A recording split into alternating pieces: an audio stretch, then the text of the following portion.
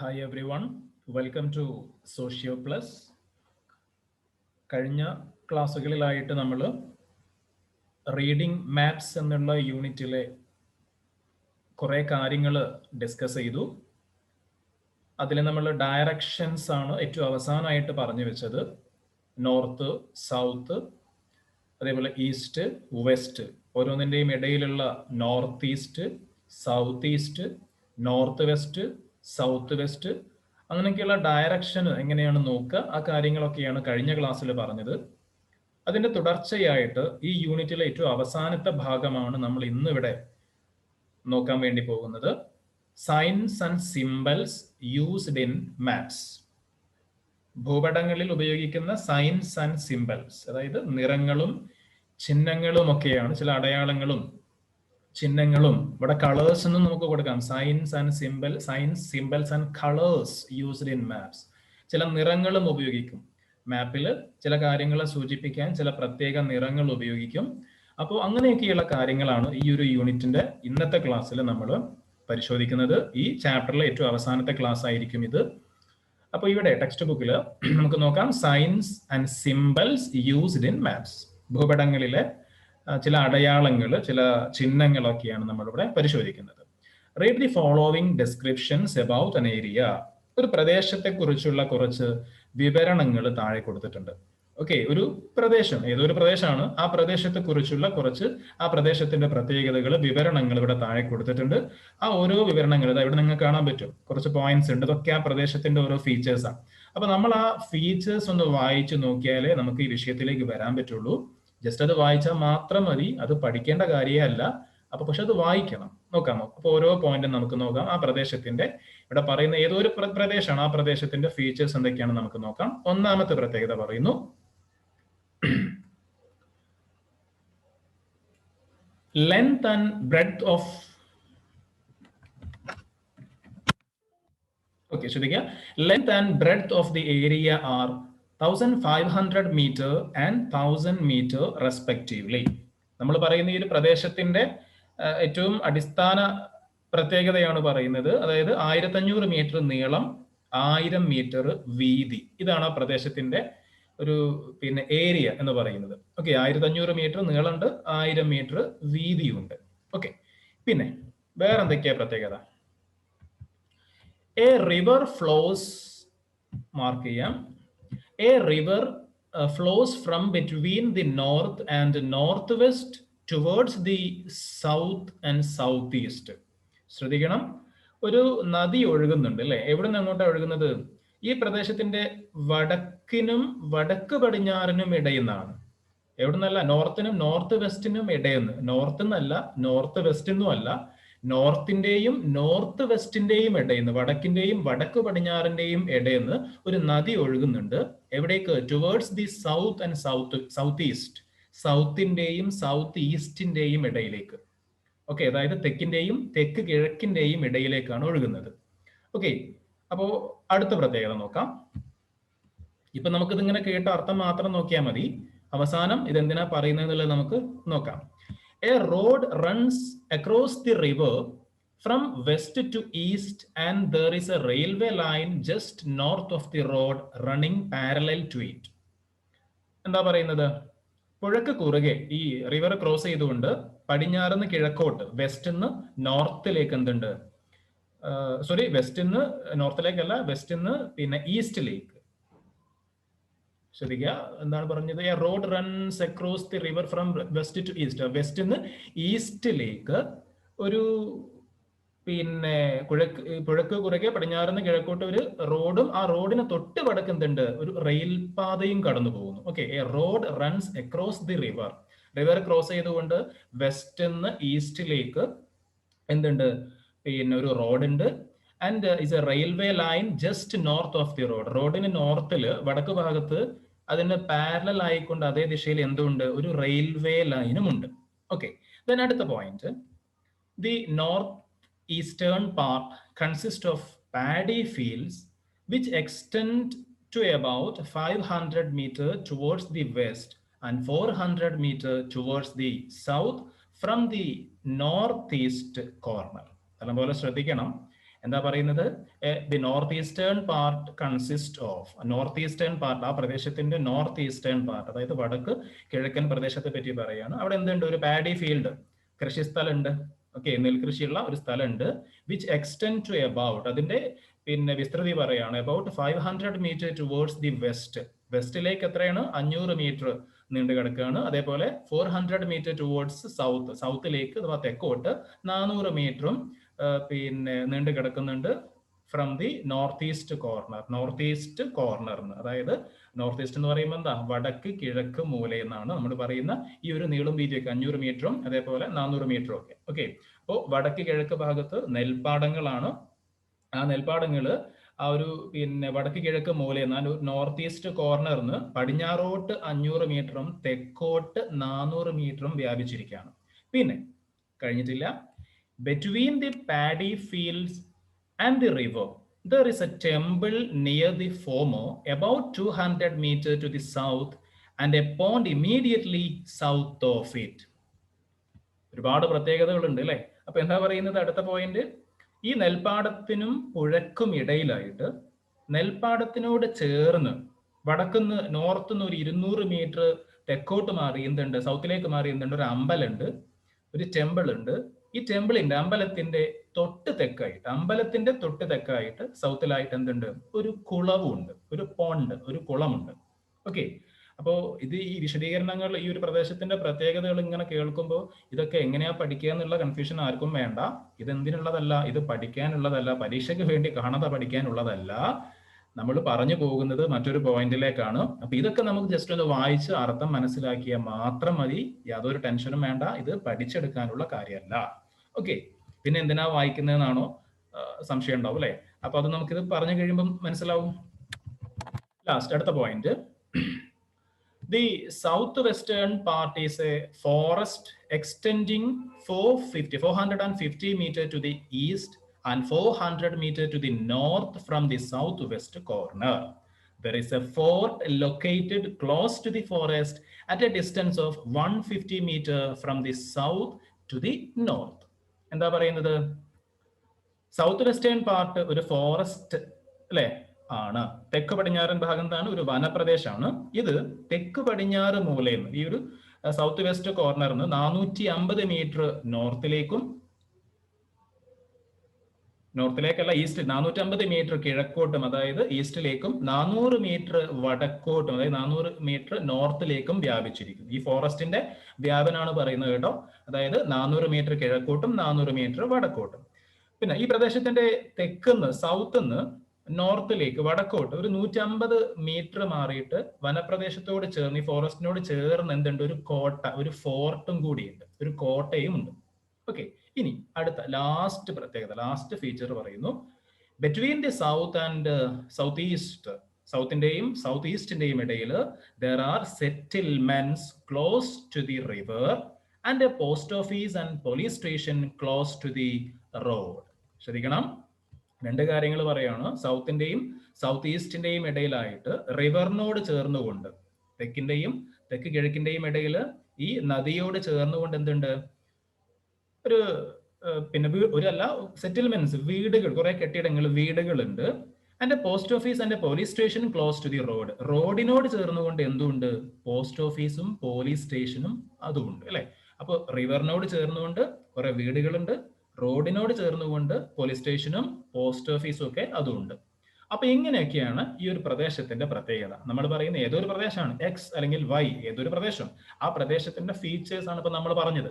Okay, ഇത് എന്തിനാ പറഞ്ഞത് നമുക്ക് നോക്കാം. ഇനിയാണ് വിഷയത്തിലേക്ക് വരുന്നത്. The given sketches were prepared by 3 students based on the above description. ഇപ്പോ നമ്മളിപ്പോ ശരിക്കുള്ള ക്ലാസ് റൂമിലാണെങ്കിൽ ഇപ്പൊ നിങ്ങളോട് ഞാൻ പറയും, ഈ ഒരു പ്രത്യേകത ഓരോന്നും പറയുമ്പോൾ അതിന്റെ അർത്ഥം പറഞ്ഞു തന്നിട്ട് ഒരു പേപ്പർ എടുത്ത് ആ പേപ്പറിൽ ഞാൻ പറയുന്ന ആ പ്രത്യേകതകൾ എന്ത് ചെയ്യുക, ആ പ്രത്യേകതകളുള്ള ഒരു സ്ഥലം നിങ്ങളോട് വരയ്ക്കാൻ ആവശ്യപ്പെട്ടാൽ ഈ ചിത്രത്തിൽ കാണുന്നത് പോലെ പല ചിത്രങ്ങൾ നിങ്ങൾ വരയ്ക്കും. ഇതിപ്പോ 3 കുട്ടികൾ വരച്ച ചിത്രം, നമ്മളിപ്പോ വായിച്ചിട്ടുള്ള ആ ഒരു ഡിസ്ക്രിപ്ഷൻ, ആ ഒരു വിവരണത്തിന്റെ അടിസ്ഥാനത്തിൽ 3 കുട്ടികൾ വരച്ചിട്ടുള്ള ചിത്രമാണ് ഇവിടെ കൊടുത്തിട്ടുള്ളത്. ഫിഗർ എ നോക്കുക, ഫിഗർ ബി നോക്കുക, ഫിഗർ സി നോക്കുക. ഓക്കെ, ഈ ഒരു ചിത്രം നോക്കുമ്പോൾ നമുക്ക് മനസ്സിലാവുന്ന കാര്യം 3 പേരും 3 രൂപത്തിലാണ് വരച്ചത്. ശരിയല്ലേ? എല്ലാവരും ഒരേപോലെയാണോ വരച്ചത്? അല്ല, എല്ലാവരും ഒരേപോലെയാണ്. ഒരു യൂണിഫോമിറ്റി അതിലില്ല. ചില കാര്യങ്ങളൊക്കെ ഏകദേശം ഒരേപോലെയാണ് നമുക്ക് തോന്നിയെങ്കിലും നിറം ഉപയോഗിച്ച കളർ യൂസ് ചെയ്ത കാര്യം, അതേപോലെ പിന്നെ വീടുകളായിക്കോട്ടെ, ഫോർട്ട് ആയിക്കോട്ടെ, അതേപോലെ കൃഷിസ്ഥലങ്ങളായിക്കോട്ടെ, ഫോറസ്റ്റ് ആയിക്കോട്ടെ, അതൊക്കെ മാർക്ക് ചെയ്ത രീതി, റോഡ്, പാലം, റിവർ അല്ലെ, അതൊക്കെ മാർക്ക് ചെയ്ത രീതി, അതിലൊക്കെ എന്തുണ്ട്, ഡിഫറൻസ് കാണുന്നുണ്ട്. കളറിൽ ഡിഫറൻസ് ഉണ്ട്, വരച്ചതിൽ ഡിഫറൻസ് ഉണ്ട്, ഒക്കെ കാണുന്നുണ്ട്. അപ്പം പല കുട്ടികളും പല രൂപത്തിലാണ് ഇവിടെ മാപ്പ് വരച്ചത്. ശരിയാണല്ലോ അല്ലെ? സോ നമുക്ക് അതിൽ നിന്ന് കിട്ടിയ ഒരു കൺക്ലൂഷൻ ഇതാണ്: there is no uniformity in the signs and symbols used by the 3 students in preparing the sketch. എന്തില്ല, ഈ 3 കുട്ടികളും അവരുടെ പിന്നെ ഐഡിയക്ക് അനുസരിച്ച് ഈ ഒരു പ്രദേശത്തെ ചിത്രീകരിച്ചപ്പോ അവര് പല നിറങ്ങളും പല അടയാളങ്ങളും ഒക്കെയാണ് ഉപയോഗിച്ചത്. അവിടെ എന്തില്ല, ഒരു യൂണിഫോമിറ്റി ഇല്ല, എല്ലാവരും ഒരേപോലെ ഉപയോഗിച്ചില്ല. Map reading will be confusing in different countries if different countries use different signs and symbols for map making. ഈ കുട്ടികൾ ചെയ്തതുപോലെ പല രാജ്യങ്ങളും പല നിറങ്ങളും പല അടയാളങ്ങളും ഉപയോഗിച്ചുകൊണ്ടാണ് മാപ്പ് ഉണ്ടാക്കുന്നത് എങ്കിൽ അത് എന്തിനു കാരണമാവും? ഒരുപാട് confusion. It will make a lot of confusions. Map reading will be confusing. ഭൂപട വായന ഒരുപാട് കൺഫ്യൂസിങ് ആവും. എങ്ങനെ? If different countries use different signs and symbols for map making. ഈ കുട്ടികൾ ചെയ്തതുപോലെ ഓരോ രാജ്യവും ഓരോ അടയാളങ്ങളും ഓരോ നിറങ്ങളും ഒക്കെ ഭൂപടത്തിൽ ഉപയോഗിച്ചാൽ അത് ഒരുപാട് കൺഫ്യൂഷൻ ഉണ്ടാക്കും. So that's why internationally accepted signs and symbols are used for making maps. അതുകൊണ്ട് തന്നെ എന്തുണ്ട്, ഭൂപടങ്ങൾ ഉണ്ടാക്കുമ്പോൾ ആഗോളതലത്തിൽ അംഗീകരിച്ച ചില നിറങ്ങളും ചിഹ്നങ്ങളും ഒക്കെ ഉപയോഗിക്കുന്നുണ്ട്. ഓക്കെ, ഇങ്ങനെയുള്ള കൺഫ്യൂഷൻ ഒഴിവാക്കാൻ വേണ്ടി. കാരണം മാപ്പ് എന്ന് പറയുമ്പോൾ ഈ ഭൂമിയിലുള്ള എല്ലാവർക്കും ഒരേപോലെ ഉപയോഗിക്കേണ്ട സാധനമാണ്. അപ്പൊ ഓരോ നാട്ടുകാരും ഓരോ രൂപത്തിൽ വരച്ചാൽ അത് കൺഫ്യൂഷൻ ഉണ്ടാക്കും. അപ്പോൾ എല്ലാവരും യൂണിവേഴ്സലി ആക്സെപ്റ്റഡ് ആയിട്ടുള്ള, ഇന്റർനാഷണലി ആക്സെപ്റ്റഡ് ആയിട്ടുള്ള, എല്ലാവരും അംഗീകരിക്കുന്ന ചില സൈൻസ് ആൻഡ് സിംബൽസ് നമ്മൾ മാപ്പിൽ ഉപയോഗിക്കാറുണ്ട്. അപ്പോൾ അങ്ങനെയുള്ള ചില സൈൻസ് ആൻഡ് സിംബൽസ് നമ്മൾ ഇവിടെ പരിചയപ്പെടുകയാണ്. Get familiarized with a few conventional signs and symbols used in maps from the table. താഴെയുള്ള ഒരു പട്ടികയിൽ നിന്ന് നമ്മൾ എന്ത് മനസ്സിലാക്കുക? പിന്നെ ചില അംഗീകൃത, നമ്മുടെ ലോകവ്യാപകമായിട്ട് അംഗീകരിച്ചിട്ടുള്ള ചില നിറങ്ങളും ചിഹ്നങ്ങളും ഒക്കെ നമ്മളിവിടെ മനസ്സിലാക്കാൻ പോവാണ്. എക്സാമിന് നിർബന്ധമായിട്ടും അത് പഠിക്കേണ്ട കാര്യമാണ്. സൈൻസ് ആൻഡ് സിംബൽസ് ഫീച്ചേഴ്സ് നോക്കാം. ഏറ്റവും ആദ്യം ഇവിടെ കളറാണ് കൊടുത്തത് അല്ലെ. ഗ്രീൻ എന്ന് പറയുന്ന കളർ നമ്മൾ എന്ത് കാണിക്കാൻ വേണ്ടി യൂസ് ചെയ്യുന്നു? Natural vegetation. അതായത് പച്ച നിറം നമ്മൾ ഉപയോഗിക്കുന്നത് നാച്ചുറൽ വെജിറ്റേഷൻ കാണിക്കാൻ. എന്താ നാച്ചുറൽ വെജിറ്റേഷൻ? നൈസർഗിക സസ്യജാലങ്ങൾ എന്നൊക്കെ പറയാം. അതായത് സ്വാഭാവിക വനങ്ങളൊക്കെ ഉണ്ടല്ലോ, മനുഷ്യന്മാര് കൃഷി ചെയ്തുണ്ടാക്കിയതല്ല, സ്വാഭാവിക വനങ്ങൾ. നമ്മുടെ കൃഷിസ്ഥലങ്ങളൊന്നും അതിൽ വരൂല. അപ്പൊ നമ്മൾ പൊതുവെ സസ്യങ്ങൾ എന്ത് തന്നെ ആയാലും പച്ച എന്നൊരു കൺസെപ്റ്റാണ് നമുക്ക് ഉണ്ടാവുക അല്ലെ. നമ്മൾ കുഴിച്ചിടുന്നതാണെങ്കിലും ശരി, സ്വാഭാവികമായിട്ട് ഉണ്ടായി വന്നതാണ് ശരി, പച്ചപ്പാണ് മൊത്തം.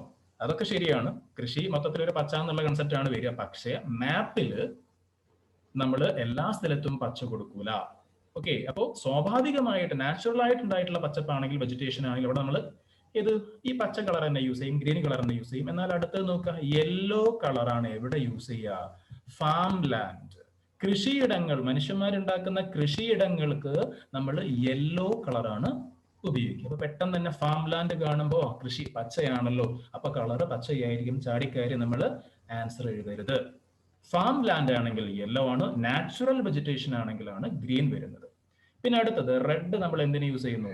സെറ്റിൽമെന്റ്സ്, റോഡ്സ്, അതായത് പാർപ്പിടങ്ങൾ, വീടുകൾ ഒക്കെ പാർപ്പിടങ്ങളും റോഡുകളും ഒക്കെ കാണിക്കാൻ ചുവപ്പ് നിറമാണ്. ബ്ലാക്കോ railway line, latitudes, longitudes, telephone lines ഒക്കെയാണ്. ഓക്കെ, അതായത് തീവണ്ടി പാത, റെയിൽവേ ലൈൻ അറിയാലോ, അതേപോലെ ടെലഫോൺ ലൈൻസ്. ഓക്കെ, പിന്നെ ലാറ്റിറ്റ്യൂഡും ലോഞ്ചിറ്റ്യൂഡും നമ്മുടെ ഭൂമിയിൽ പിന്നെ നമുക്കറിയാം, പിന്നെ കുത്തനെയും വിലങ്ങിനെയൊക്കെയുള്ള വരകളുണ്ടല്ലോ, സാങ്കല്പിക വരകളുണ്ട്, ഇമാജിനറി ലൈൻസ് ഉണ്ട്, ലാറ്റിറ്റ്യൂഡ്, ലോഞ്ചിറ്റ്യൂഡ് അല്ലെ, അക്ഷാംശ രേഖാംശ രേഖകൾ. അപ്പൊ അതൊക്കെ ബ്ലാക്ക് കളറിലാണ് യൂസ് ചെയ്യുക. പിന്നെ ബ്ലൂ കളർ എന്തിനു യൂസ് ചെയ്യുന്നു? അത് ഒരുവിധം എല്ലാവർക്കും അറിയാം, വാട്ടർ ബോഡീസ്, ജലാശയങ്ങളെ കാണിക്കാൻ വേണ്ടിയിട്ടാണ്. ബ്രൗൺ കളറോ, തവിട്ട് നിറം നമ്മൾ ഉപയോഗിക്കുന്നത് റോക്ക് ഔട്ട്ക്രോപ്സ്, അതായത് പാറക്കൂട്ടങ്ങൾ, സാൻഡ് ഡ്യൂൺസ് അതായത് മണൽക്കൂനകൾ, ഹിൽസ് കുന്നുകൾ, അതൊക്കെ കാണിക്കാൻ വേണ്ടിയാണ് ബ്രൗൺ. വേറെയും കുറെ കാര്യങ്ങളുണ്ട്, പിന്നെ കോണ്ടൂർ ലൈൻസ് ഒക്കെ പോലുള്ള സംഭവം ഉണ്ട്, പക്ഷെ അത് നിങ്ങൾക്ക് ഇപ്പോൾ പഠിക്കേണ്ട, അതൊക്കെ ഉയർന്ന ക്ലാസ്സിലേക്ക് നോക്കാം. പിന്നെ അപ്പൊ കളേഴ്സ് ഇത്രയാണ്: green, yellow, red, black, blue, brown. ഇതാണ് മെയിൻ ആയിട്ട് നമ്മൾ പഠിക്കേണ്ട കളേഴ്സും അതിന്റെ ഫീച്ചേഴ്സും, ഏതൊക്കെ ഫീച്ചറാണ് ആ കളർ ഉപയോഗിച്ചുകൊണ്ട് മാർക്ക് ചെയ്യുന്നത് എന്നുള്ളത്. ഇനി കുറച്ച് സിംബൽസ് ആണ് കേട്ടോ, ചില അടയാളങ്ങളാണ്, ചില സയൻസ് ആണ്. ഇതാ ഈ ഒരു ചിത്രം ഇങ്ങനെയുള്ള ഒരു ലൈൻ ആണെങ്കിൽ, റെഡ് കളറിൽ ഇങ്ങനെയുള്ള ലൈൻ ആണെങ്കിൽ അതെന്താണ്? മെറ്റൽഡ് റോഡാണ്, അതായത് ടാർ ചെയ്ത റോഡ്. അടുത്ത ചിത്രം റെയിൽവേ ലൈനാണ്. അടുത്തത് നോക്കുക സ്ട്രീമാണ്, പിന്നെ റിവറും ആണ്. ചെറിയ വ്യത്യാസമേ ഉള്ളൂ, രണ്ടും നീലയാണ്, രണ്ടും റഫായിട്ടുള്ള വരകളാണ്. പക്ഷേ സ്ട്രീം എന്ന് പറയുമ്പോൾ കുറച്ച് കട്ടി കുറഞ്ഞ വരയാണ്, റിവർ എന്ന് പറയുമ്പോൾ കുറച്ചും കൂടി നല്ല ബോൾഡിലുള്ള കട്ടിയിലുള്ള വരയാണ്. അതാണ് പ്രധാന വ്യത്യാസം. രണ്ടും ഒരേ നിറം തന്നെയാണ്, അപ്പൊ അതിന്റെ ഒരു കട്ടി നോക്കി മനസ്സിലാക്കുക. ഒന്ന് സ്ട്രീം അരുവിയാണ്, മറ്റേത് റിവറാണ്, അതായത് വലിയ നദിയാണ്.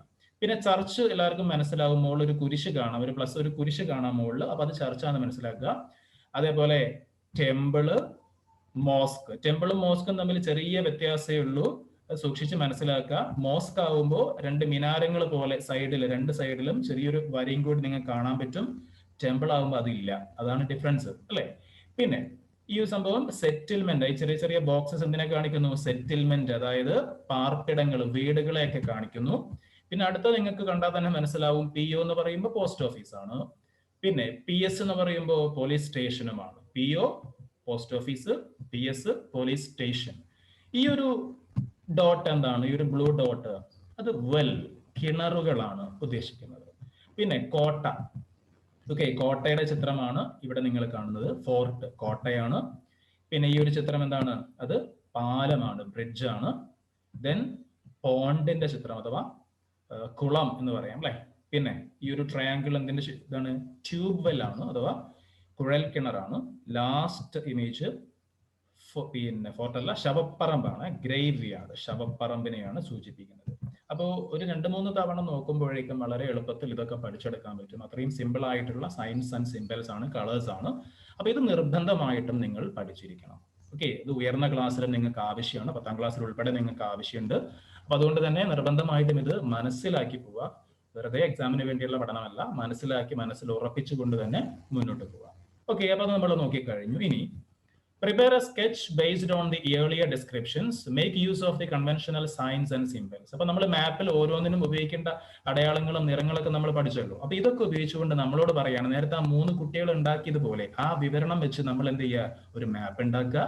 ആ കുട്ടികൾ ഉണ്ടാക്കിയതുപോലെ തോന്നും പോലെയല്ല, ഇവിടെ നമ്മളിപ്പോൾ പഠിച്ചിട്ടുള്ള നിറങ്ങളും സിംബൽസ് ഒക്കെ ഉപയോഗിച്ചുകൊണ്ട് സയന്റിഫിക് ആയി തന്നെ നമ്മൾ ഉണ്ടാക്കാൻ പറയാണ്. അപ്പൊ അത് ഉണ്ടാക്കിയാൽ ഇതാ ഈ ഒരു ചിത്രം 6.7 എന്നുള്ള ഈ ഒരു ചിത്രം ഇതേപോലെയായിരിക്കും നമുക്ക് കിട്ടുക. നമ്മൾ പെർഫെക്റ്റ് ആയിട്ട് ചെയ്യുകയാണെങ്കിൽ ഇങ്ങനെ ഒരു മാപ്പ് നമുക്ക് കിട്ടും. ഓക്കെ, ഇനി look at the map, figure 6.7. It has been prepared based on the earlier description using conventional signs and symbols. Compare it with the ones prepared by the students A, B, C. What all differences do you notice? ഇപ്പൊ നമ്മൾ പറഞ്ഞു കഴിഞ്ഞാൽ 3 കുട്ടികൾ നേരത്തെ ചെയ്തിട്ടുള്ള ഒരു മാപ്പും ഈ ഒരു മാപ്പും തമ്മിൽ കമ്പയർ ചെയ്യുമ്പോൾ ഒരുപാട് ഡിഫറൻസ് കാണാം. അവരുപയോഗിച്ച കളേഴ്സ്, അവരുപയോഗിച്ചിട്ടുള്ള ഓരോ സിംബൽസ്, ഇതൊക്കെ എന്തുണ്ട്? പല ഡിഫറൻസ് ഉണ്ട്, നമ്മൾ ഓൾറെഡി പറഞ്ഞു കഴിഞ്ഞതാണ്. അപ്പൊ ഇതാണ് ശരിക്കും നമ്മൾ ആ സിംബൽസ് വെച്ച് ചെയ്യുകയാണെങ്കിൽ, അവർ internationally accepted signs and symbols വെച്ച് ചെയ്യുകയാണെങ്കിൽ ഇതേപോലെയായിരിക്കും ഉണ്ടാവുക. ഓക്കെ, ഇനി ഇവിടെ നിങ്ങളോട് വേറൊരു കാര്യം പറയുന്നുണ്ട്, അതിപ്പോ നമ്മളെ സംബന്ധിച്ച് പോസിബിൾ അല്ല. അതായത് നിങ്ങളുടെ സ്കൂളിന്റെ ഒരു map, a map of your school, നിങ്ങളുടെ സ്കൂളിന്റെ ഒരു മാപ്പ്, സ്കൂൾ കോമ്പൗണ്ടിന്റെ ഒരു മാപ്പ് തയ്യാറാക്കാൻ വേണ്ടി പറയുകയാണ്. അപ്പൊ അത് തൽക്കാലം സ്കൂൾ ഇല്ലാത്തത് കൊണ്ട് നമുക്ക് വീട്ടിൽ കുത്തിരുന്ന് സാങ്കല്പികമായിട്ട് ഉണ്ടാക്കേണ്ട കാര്യമില്ല. ഓക്കെ, അപ്പോൾ ഒരു പക്ഷേ നമുക്ക് സ്കൂൾ തുറക്കുകയാണെങ്കിൽ ആ സമയത്ത് നമുക്ക് പിന്നീട് ആലോചിക്കാവുന്നതാണ്. എനിവേ, അത് തൽക്കാലം നമുക്ക് വിട്ടുകളയാം. Then observe, അവസാനത്തെ ഭാഗത്തേക്ക് കിടക്കുകയാണ്. Observe the map figure 6.8 and answer the questions. Consolidate your answers as a map interpretation report. ഒരു ഭൂപട വായന റിപ്പോർട്ട്, മാപ്പ് ഇന്റർപ്രിട്ടേഷൻ റിപ്പോർട്ട് ഉണ്ടാക്കാൻ പറയാണ്. അതായത് ഇവിടെ ഒരു മാപ്പ് നിങ്ങൾ കണ്ടല്ലോ, ഈ ഒരു മാപ്പ് 6.8, ഫിഗർ 6.8, ഈ ഒരു മാപ്പുമായി ബന്ധപ്പെട്ട് കുറച്ച് ക്വസ്റ്റ്യൻസ് ഇവിടെ കൊടുത്തിട്ടുണ്ട്. ഓക്കെ, 1, 2, 3, 4, 5, 6, 7, എട്ട് ക്വസ്റ്റ്യൻസ് ഉണ്ട്. ആ 8 ചോദ്യങ്ങൾക്കുള്ള ഉത്തരം ഈ ഒരു മാപ്പിൽ നിന്ന് നമുക്ക് കിട്ടും. ഓക്കെ, അപ്പൊ അതും കൂടി കഴിഞ്ഞാൽ എന്തായി, ഈ ഒരു യൂണിറ്റ് കംപ്ലീറ്റ് ആയി. അപ്പൊ നമുക്കതിന്റെ ഉത്തരങ്ങൾ പിന്നെ ഓരോന്നായിട്ട് ഓരോ ചോദ്യം നോക്കി അതിന്റെ ഉത്തരങ്ങൾ കണ്ടെത്താൻ ശ്രമിക്കാം. അപ്പൊ ഒന്നാമത്തെ ക്വസ്റ്റ്യൻ എന്താ? ഒന്നാമത്തെ question, what is the scale of this മാപ്പ്? ഈ മാപ്പിന്റെ, ഈ ഭൂപടത്തിന്റെ തോത്, സ്കെയിൽ എന്താണ്? 3 മെത്തേഡ് ഉണ്ടല്ലോ സ്കെയിൽ. അതിൽ ഇവിടെ ഉപയോഗിച്ചിട്ടുള്ളത് നിങ്ങൾക്ക് കാണാം, സ്കെയിൽ എന്ന് പറഞ്ഞ് ഇവിടെ കൊടുത്തിട്ടുണ്ട്. എന്താ? 1 സെന്റിമീറ്റർ ടു 2 കിലോമീറ്റർ. ഏത് മെത്തേഡ് അവിടെ ഉപയോഗിച്ചത്? സ്റ്റേറ്റ്മെന്റ് ഓഫ് സ്കെയിൽ ആണ്, പ്രസ്താവന രീതി അല്ലെ? അതായത് 1 സെന്റിമീറ്റർ എന്ന് പറഞ്ഞാൽ ഈ മാപ്പിലെ 1 സെന്റിമീറ്റർ ശരിക്കുള്ള ഭൂമിയിലെ 2 കിലോമീറ്ററിന് തുല്യമാണ് എന്നർത്ഥം. അപ്പൊ അത് കിട്ടി. ഒന്നാമത്തെ ആൻസർ സ്റ്റേറ്റ്മെന്റ് ഓഫ് സ്കെയിൽ എന്ന മെത്തേഡ് ഉപയോഗിച്ചു. What is the scale of this map? 1 centimetre to 2 kilometre. That is the answer. Next one, in which direction are the places of worship situated? ഇവിടെ ചില ആരാധനാലയങ്ങൾ ഈ ചിത്രത്തിലുണ്ട്. മോസ്ക് ഉണ്ട്, temple ഉണ്ട്, church ഉണ്ട്. ഓരോന്നിന്റെയും ഡയറക്ഷൻ നമ്മളോട് ചോദിക്കാം. ഏറ്റവും ആദ്യം മോസ്ക്. ആ മോസ്ക് എവിടെ കാണുന്നത്? ഇതാണ് മോസ്ക് അല്ലെ? ഈ ഭാഗത്തുള്ളതാണ് മോസ്ക് എന്ന് പറയുന്നത്. അപ്പൊ ആ മോസ്കിന്റെ ഡയറക്ഷൻ ഏതാ? നമുക്ക് നോർത്തും സൗത്തും ഈസ്റ്റും ഒക്കെ നമുക്ക് അറിയണം. അപ്പൊ ഇതാണ്, ഈ ഭാഗമാണ് മൗസ് പോയിന്റർ കാണുന്ന ഈ ഒരു ഭാഗമാണ് ഇത് നോർത്ത്, ഈ ഭാഗമാണ് വെസ്റ്റ്. അപ്പോ നോർത്തിന്റെയും വെസ്റ്റിന്റെയും ഇടയിലാണ് ഇത് കിടക്കുന്നത്. അപ്പൊ ഏതാ?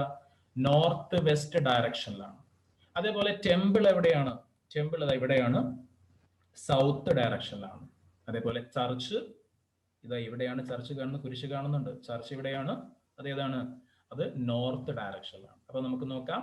മോസ്ക് എന്ന് പറയുന്നത് നോർത്ത് വെസ്റ്റിലാണ്, അഥവാ മലയാളത്തിൽ പറയുകയാണെങ്കിൽ വടക്കു പടിഞ്ഞാറാണ് മോസ്ക് പള്ളി മുസ്ലിം പള്ളി കാണുന്നത്. ടെമ്പിള്, അമ്പലം, ക്ഷേത്രം കാണുന്നതോ സൗത്തിലാണ്, അഥവാ പിന്നെ സൗത്ത് സ്പെല്ലിംഗ്, ഇവിടെ കാണുന്ന സ്പെല്ലിംഗിൽ ചെറിയ മിസ്റ്റേക്ക് ഉണ്ട്. ഓക്കെ, അപ്പോ സൗത്തിൽ അഥവാ തെക്കിലാണ് കാണുന്നത്. അതേപോലെ ചർച്ച്, ക്രിസ്ത്യൻ പള്ളി കാണുന്ന എവിടെയാണ്? അത് നോർത്തിലാണ്, അഥവാ വടക്കാണ്. അപ്പൊ അത് ക്ലിയർ ആയി. ഇനി how far is the temple from Aryas home? ആര്യയുടെ വീട്ടിൽ നിന്ന് ടെമ്പിളിലേക്ക് എത്ര ദൂരമുണ്ട്? അതാണ് അടുത്ത ചോദ്യം. അപ്പൊ ആര്യയുടെ വീട് നോക്കണം. ഇതാ ഇവിടെയാണ് ആര്യയുടെ വീട്. അപ്പൊ ഇവിടുന്ന് ഇതാണ് ടെമ്പിള്. ടെമ്പിളിലേക്കുള്ള ദൂരം അപ്പൊ നമ്മൾ എന്താ ചെയ്യുക? അതിപ്പോ എനിക്ക് സ്ക്രീനിൽ ചെയ്ത് നിങ്ങൾക്ക് പറഞ്ഞു തരാൻ കഴിയൂല, കാരണം നിങ്ങളുടെ ടെക്സ്റ്റ് ബുക്കിന്റെ അളവായിരിക്കൂല ഈ വലിയ സ്ക്രീനിൽ കാണുന്നത്. ഓക്കെ, അപ്പൊ ഇവിടെ ഇത്രയും ദൂരമാണ് വീട്ടിൽ നിന്ന് ഈ ക്ഷേത്രത്തിലേക്കുള്ള ഇത്രയും ദൂരം നിങ്ങൾ എന്ത് ചെയ്യുക? ടെക്സ്റ്റ് ബുക്കിൽ സ്കെയിൽ വെച്ച് മെഷർ ചെയ്യുക. എന്നിട്ട് ഇപ്പോൾ 2 സെന്റിമീറ്റർ ആണ് കിട്ടിയത് എങ്കിൽ നമ്മൾ എന്ത് ചെയ്യണം? നമ്മൾ നേരത്തെ പഠിച്ചിട്ടുണ്ട് എങ്ങനെയാ മാപ്പിലെ ഡിസ്റ്റൻസ് കാണാന്നുള്ളത് അല്ലെ? ഇവിടെ നമ്മൾ പറഞ്ഞു എന്താ? 1 സെന്റിമീറ്ററിന് 2 കിലോമീറ്റർ ആണ് അല്ലെ? അപ്പൊ നമുക്ക് ഇവിടെ കിട്ടിയത് 2 സെന്റിമീറ്റർ ആണെങ്കിൽ, സപ്പോസ് ആണേ, ഒരുപക്ഷെ നിങ്ങൾക്ക് 1.5 ആയിരിക്കാം, ചിലപ്പോൾ 3 ആയിരിക്കാം. അപ്പൊ 2 സെന്റിമീറ്റർ കിട്ടുകയാണെങ്കിൽ എത്രയായിരിക്കും? 2 × 2 4 കിലോമീറ്റർ ആണ് ദൂരം എന്ന് കിട്ടും. ഇനിയിപ്പോ 3 സെന്റിമീറ്റർ ആണ് കിട്ടുന്നതെങ്കിലോ 3 × 2 എത്രയാ? 6 കിലോമീറ്റർ. അപ്പൊ അതൊക്കെ. അപ്പൊ അതിനൊരു റെഡിമെയ്ഡ് ആൻസർ ഞാനിപ്പോ പറയുന്നില്ല, നിങ്ങൾ അളന്ന് നോക്കിയിട്ട് എഴുതാം. Then how far is the graveyard from the church? അതായത് ഈ ക്രിസ്ത്യൻ പള്ളിയിൽ നിന്ന് ശവപ്പറമ്പിലേക്ക് എത്തിച്ചേരാൻ എത്ര ദൂരമുണ്ട്? ഓക്കെ, ഈ ക്രിസ്ത്യൻ പള്ളിയിൽ നിന്ന് ചർച്ചിൽ നിന്ന് ഗ്രേവിയാർഡ് ശവപ്പറമ്പിലേക്ക് എത്ര ദൂരമുണ്ട്? അപ്പൊ ക്രിസ്ത്യൻ പള്ളി എവിടെ കിടക്കുന്നത്? ക്രിസ്ത്യൻ പള്ളി കിടക്കുന്നത് ഇവിടെയാണ്, ശവപ്പറമ്പ് കിടക്കുന്നത് ഇവിടെയാണ്. അപ്പൊ നമ്മൾ എങ്ങനെയാ ദൂരം മെഷർ ചെയ്യുക? നേരെയുള്ള സ്ഥലം അല്ലെങ്കിൽ നമ്മൾ മുമ്പ് പറഞ്ഞിട്ടുണ്ട്, മുൻ ക്ലാസ്സുകളിൽ പറഞ്ഞിട്ടുണ്ട്, നമ്മളൊരു നൂല് ഉപയോഗിച്ചുകൊണ്ട്, ഒരു ത്രെഡ് ഉപയോഗിച്ചുകൊണ്ട് നമ്മൾ എന്ത് ചെയ്യണം? അളക്കുക. അപ്പൊ ഉദാഹരണത്തിന് ഇപ്പോൾ ഒരു ത്രെഡ് ഉണ്ടെങ്കിൽ ആ ത്രെഡ് ഉപയോഗിച്ചുകൊണ്ട് ഞാനൊന്ന് ഓക്കെ, ആ ത്രെഡ് ഉപയോഗിച്ചുകൊണ്ട് എന്ത് ചെയ്യുക? ഇവിടുന്ന് ആ ഒരു കുരിശ് കാണുന്ന പള്ളി മുതൽ നമ്മൾ ഈ ഒരു റോഡിന്റെ ഷേപ്പിന് നേരെ വെച്ച് അല്ലെ, ആ റോഡിന് ഇങ്ങനെ വെച്ച് ഇവിടെ എത്തുന്ന സമയത്ത് ആ നൂല് വളച്ചു കൊടുത്ത് ഇങ്ങനെ കൊണ്ടുവന്ന് താഴോട്ട് ഇറക്കി ഈ രൂപത്തിൽ ആ നൂല് വെക്കുക. എന്നിട്ടോ അതിനുശേഷം അത്രയും നൂലിന്റെ അത്രയും നീളം വരുന്ന നൂല് ഒരു സ്കെയിൽ ഉപയോഗിച്ചുകൊണ്ട് നമ്മൾ ആ നൂല് എത്ര ലെങ്ത് ഉണ്ട് എന്ന് നോക്കുക. അപ്പൊ സ്കെയിൽ കറക്റ്റ് നമുക്ക് ഇത്ര സെന്റിമീറ്റർ എന്ന് കിട്ടും. ആ സെന്റിമീറ്ററിന് നമ്മൾ എന്ത് ചെയ്യുക? നേരത്തെ ചെയ്തതുപോലെ ഈ 2 കൊണ്ട് നമ്മൾ മൾട്ടിപ്ലൈ ചെയ്യുക. ഓക്കെ, അപ്പൊ ഒരു 6 ആണ് നമുക്ക് കിട്ടിയത് വിചാരിക്കുക. 6 സെന്റിമീറ്റർ ആണ് ആ നൂലിന്റെ നീളമെങ്കിൽ 6 × 2 12 കിലോമീറ്റർ ആണ് ഇവിടെ ദൂരം. ഓക്കെ, ക്ലിയർ ആണല്ലോ? ഇനി ഞാനിത് മായ്ക്കുകയാണ്. അടുത്ത ചോദ്യം, To which direction from the temple is the pond? അമ്പലത്തിന്റെ ടെമ്പിളിന്റെ ഏത് ദിശയിലാണ് കുളമുള്ളത്? അതാണ് ചോദ്യം. Okay, to which direction from the temple is the pond? Pond എവിടെയെന്നല്ല ചോദിച്ചത്, അമ്പലത്തിന്റെ ഏത്, ഈ മാപ്പിന്റെ ഏത് ഡയറക്ഷൻ അല്ല കേട്ടോ, ഈ ഒരു അമ്പലത്തിന്റെ ഏത് ഡയറക്ഷനിലാണ് പോണ്ട് ഉള്ളത്, ഈ ഒരു കുളം ഉള്ളത്. കുളം ഇതാ ഈ ഒരു നീല കളർ, അതാണ് കുളം. അപ്പൊ ഇതാണ് താഴെയുള്ളതാണ് അമ്പലം. അമ്പലത്തിന്റെ ഏത് ഡയറക്ഷനിലാണ് കുളം ഉള്ളത് എന്നാണ് ചോദ്യം. അപ്പൊ നമുക്ക് ഡയറക്ഷൻ അറിയണം. ഇത് ഏതാ ഡയറക്ഷൻ? വെസ്റ്റ് എന്ന് പറഞ്ഞാലും തെറ്റില്ല, അതേപോലെ വെസ്റ്റ് അല്ല, ഈസ്റ്റ് അഥവാ കിഴക്കെന്ന് പറഞ്ഞാലും തെറ്റില്ല, അതേപോലെ നോർത്ത് ഈസ്റ്റ് എന്ന് പറഞ്ഞാലും തെറ്റില്ല. കാരണം അങ്ങനത്തെ ഒരു രൂപത്തിലാണ് ഈ ഒരു ചിത്രം ഇവിടെ കിടക്കുന്നത്. അപ്പൊ നമുക്ക് അവിടെ എന്ത് കൊടുക്കാം? നോർത്ത് ഈസ്റ്റ് എന്ന് കൊടുക്കാം. അതായത് വടക്കു കിഴക്ക് ദിശയിലാണ് നോർത്ത് ഈസ്റ്റ്. ഓക്കെ, അത് ഈസ്റ്റ് എന്ന് പറഞ്ഞാലും ഏകദേശം ശരി തന്നെയാണ്. ആ ഒരു ചിത്രം അവിടെ കൊടുത്തതിൽ ചെറിയൊരു അപാകതയുള്ളതായിട്ട് തോന്നുന്നു. എനിവേ, നമുക്ക് നോർത്ത് ഈസ്റ്റ് എന്ന് പറയാം. Then how long is the canal from the northern end to the bridge? കനാലിന്റെ നീളമാണ് ചോദിക്കുന്നത്. അതായത് വടക്കേ അറ്റം മുതൽ പാലം വരെ കനാലിന് എത്ര ദൂരമുണ്ട്? ഇതാ ഇവിടെ കാണുന്ന ഇതാണ് എന്ത്? കനാൽ. ഓക്കെ, അപ്പൊ വടക്കേ അറ്റം മുതൽ പാലം എന്ന് പറയുമ്പോൾ ഈ ഒരു ഭാഗം മുതൽ പാലം വരെ ഈ കനാലിന്റെ നീളം എത്ര? നേരത്തെ പറഞ്ഞതുപോലെ നൂല് വെച്ച് അളക്കുക, സ്കെയിൽ കൊണ്ട് നൂലിന്റെ നീളം നോക്കുക, ഇൻറ്റു 2 കിലോമീറ്റർ കൊടുത്താൽ അതിന്റെ ആൻസറും കിട്ടും. ഇനി 2 ചോദ്യം കൂടി ബാക്കിയുണ്ട്. In which direction are the forest and agricultural field located? 2 കാര്യങ്ങളാണ് ചോദിക്കുന്നത്. ഈ ഫോറസ്റ്റ് വനപ്രദേശം, അതേപോലെ കൃഷിയിടം, ഇത് രണ്ടും ഏത് ദിശകളിലാണ് കിടക്കുന്നത്? ഏത് ദിശയിലാണ് കിടക്കുന്നത്? അപ്പൊ മാപ്പ് ഒന്നും കൂടി നോക്കുക. ഫോറസ്റ്റ് ഇതാ ഇവിടെയാണുള്ളത്. ഏതാ ഡയറക്ഷൻ? ഇവിടെ സൗത്തും ഇവിടെ വെസ്റ്റും ആകുമ്പോൾ ഇത് സൗത്ത് വെസ്റ്റ് ആണ്. അപ്പൊ ഫോറസ്റ്റ് വരുന്നത് സൗത്ത് വെസ്റ്റിലാണ്, അഥവാ തെക്ക് പടിഞ്ഞാറാണ്. ഇനി കൃഷിയിടം വരികയാണെങ്കിലോ ഈ യെല്ലോ മാർക്ക് ചെയ്താണ് എന്ത്? കൃഷിയിടം, അഗ്രികൾച്ചറൽ ഫീൽഡ്. അതിന്റെ ഡയറക്ഷൻ ഏതാ? ഇവിടെ നോർത്തും ഇവിടെ ഈസ്റ്റും ആകുമ്പോൾ ഇത് നോർത്ത് ഈസ്റ്റ് ആണ്, അഥവാ വടക്ക് കിഴക്കാണ്. ഓക്കെ, അപ്പൊ അതിന്റെ ആൻസറും കിട്ടി. ഫോറസ്റ്റ് സൗത്ത് വെസ്റ്റിലും അഗ്രികൾച്ചറൽ ലാൻഡ് നോർത്ത് ഈസ്റ്റിലുമാണ്. ഓക്കെ, ഇനി അവസാനത്തെ question. What is the length of the stream flowing west of the agricultural field? എന്താണ് ചോദ്യം?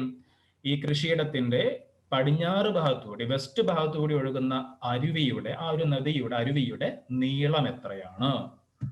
ഏതാണ് അരുവി? ചിത്രം നോക്കുക. ഇതാ ഇവിടെ നിങ്ങൾ കാണുന്നുണ്ടല്ലോ, ഞാൻ ഈ മൗസ് പോയിന്റ് മൂവ് ചെയ്യുന്ന ഈ ഒരു ഭാഗത്തു കൂടി കാണുന്ന ഈ ഒരു നീല അടയാളമാണ് ഇത് അരുവി, അല്ലെ? സ്ട്രീം.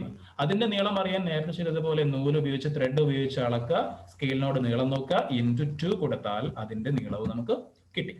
ഓക്കെ, അപ്പൊ ഇത്രയും കാര്യങ്ങളാണ്. അപ്പൊ ഒരു മാപ്പ് നോക്കി കൃത്യമായിട്ട് പല കാര്യങ്ങൾ, ഡയറക്ഷന്, അല്ലെ, ഓരോ കളേഴ്സ് എന്തിനെ യൂസ് ചെയ്യുന്നു, അതൊക്കെ അതേപോലെ സ്കെയിൽ എങ്ങനെ നോക്കാം, ഈ കാര്യങ്ങളെല്ലാം നമ്മൾ എന്ത് ചെയ്തു? പഠിച്ചു കഴിഞ്ഞു, മനസ്സിലാക്കി കഴിഞ്ഞു. അതിനൊരു ഒരു പ്രാക്ടീസും, ഈ ഒരു ക്വസ്റ്റ്യൻസ് ചെയ്യുന്നതോട് കൂടി ഒരു പ്രാക്ടീസുമായി, അല്ലെ, നമുക്ക് പറ്റുമെന്ന് തെളിയിച്ചു കഴിഞ്ഞു.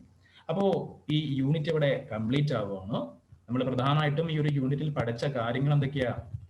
Classification of maps. 2 ക്ലാസിഫിക്കേഷൻ ആണ്, ബേസ്ഡ് ഓൺ സ്കെയില്, ലാർജ് സ്കെയിലും സ്മോൾ സ്കെയിലും, അല്ലെ? ബേസ്ഡ് ഓൺ ഫംഗ്ഷൻ ഏതൊക്കെയാ? ഫിസിക്കൽ മാപ്പ്, അതേപോലെ കൾച്ചറൽ മാപ്പ്. ഇനി മാപ്പ് റീഡിങ്ങുമായി ബന്ധപ്പെട്ട നമ്മൾ അറിഞ്ഞിരിക്കേണ്ട എസെൻഷ്യൽ ആയിട്ടുള്ള കാര്യങ്ങളാണ് മാപ്പ്, അതിന്റെ സ്കെയില്, അതിന്റെ ഡയറക്ഷന്, അതിന്റെ കൺവെൻഷണൽ സൈൻസ് ആൻഡ് സിംബൽസ്, അടയാളങ്ങളും നിറങ്ങളും ഒക്കെ. അതിൽ സ്കെയില് 3 ടൈപ്പ് സ്കെയിലാണുള്ളത്. സ്റ്റേറ്റ്മെന്റ് ഓഫ് സ്കെയില്, പ്രസ്താവന രീതി. അതേപോലെ സ്കെയിൽ എന്ന് പറയുമ്പോൾ എന്താ? തോത്, അല്ലെ? റെപ്രസെന്റേറ്റീവ് ഫ്രാക്ഷൻ, ഭിന്നക രീതി.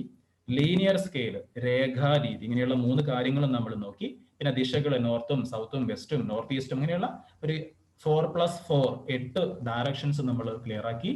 പിന്നെ ചില കളേഴ്സും സിംബൽസും ഒക്കെ മാപ്പിൽ ഉപയോഗിക്കുന്നത്, universally accepted signs and symbols, colours, അതൊക്കെ നമ്മൾ പരിചയപ്പെട്ടു. അപ്പൊ ഇത്രയും കാര്യങ്ങളാണ് ഈ ഒരു യൂണിറ്റ് നമുക്ക് പ്രധാനമായിട്ടും പഠിച്ചെടുക്കാനുള്ളത്.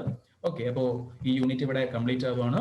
സോ പുതിയ ചാപ്റ്ററുമായി, പുതിയ യൂണിറ്റുമായി നമുക്ക് വീണ്ടും വരാം. Okay, thank you.